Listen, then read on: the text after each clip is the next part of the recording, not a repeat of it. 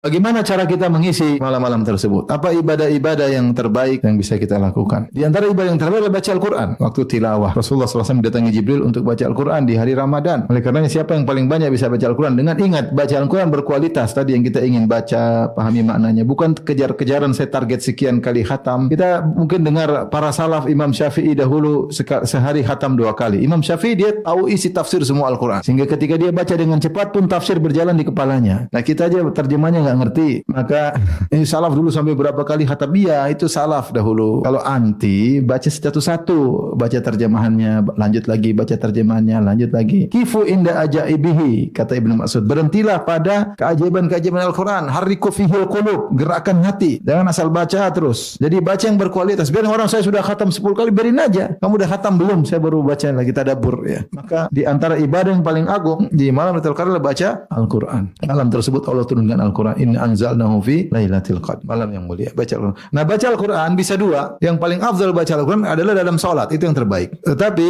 kita tahu waktu kita salat ada, kemudian selesai, kemudian kita baca Quran sendiri. Kalau di Mekah Madinah alhamdulillah dibuat program sehingga orang salat di sesi pertama sampai sesi kedua. Sesi pertama sekarang 10 rakaat, sesi kedua 13 rakaat. Itu sudah mungkin menghabiskan waktu 4 jam untuk baca Quran, dengar Quran, lantunan Al-Quran. Karena bacaan Quran terbaik adalah dalam salat. Sebelum dijelaskan oleh Ibnu Taimiyah rahimahullahu taala. Baca Quran dalam salat di malam hari. Makanya dalam hadis Rasulullah SAW mengatakan as-siyam wal Quran yashfa'ani, puasa dan Al-Quran beri syafaat. Yaqulu siyam pada hari kiamat kelak. Ya, as-siyam wal Quran yashfa'ani lil abdi yaumil qiyamah. Puasa dan Al-Quran beri syafaat kepada hamba pada hari kiamat kelak. Yaqulu siyam, berkata puasa, ya Rabbi mana'tuhu, ya Rabbku aku mencegah dia minat ta'am wa syahwat bin nahar. Di siang hari aku cegah dia untuk makan dan minum dan mencegah dia untuk melampiaskan syahwatnya. Fasyafi'ni fi, berilah izin kepada aku untuk beri syafaat kepadanya. Yaqulul Quran, dan Al-Quran berkata, Rabbi mana'tuhu minan naum. Ya Allah, aku mencegah dia dari tidur di malam hari. Kenapa? Dia baca aku. Fasyafi'ni fi, berilah syafaat, izin padaku untuk beri syafaat kepada hambamu ini. Kata Nabi SAW, fayusyaffa'ani, maka keduanya diberi izin untuk beri syafaat. Maka baca Quran paling baik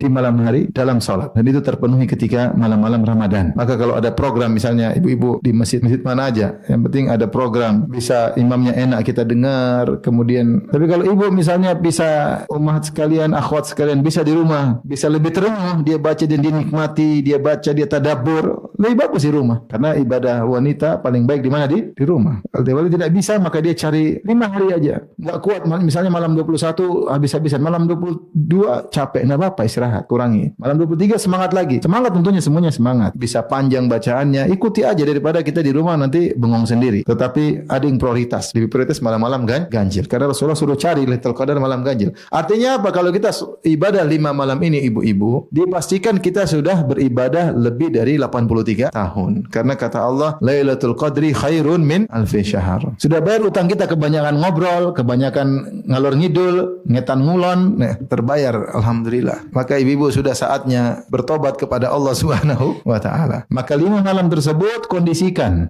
anak-anak, bilang, mama mau ibadah ya malam 21, jangan macam-macam ya. Malam genap aja. Malam bikin nasi goreng malam genap, malam ganjil enggak ada.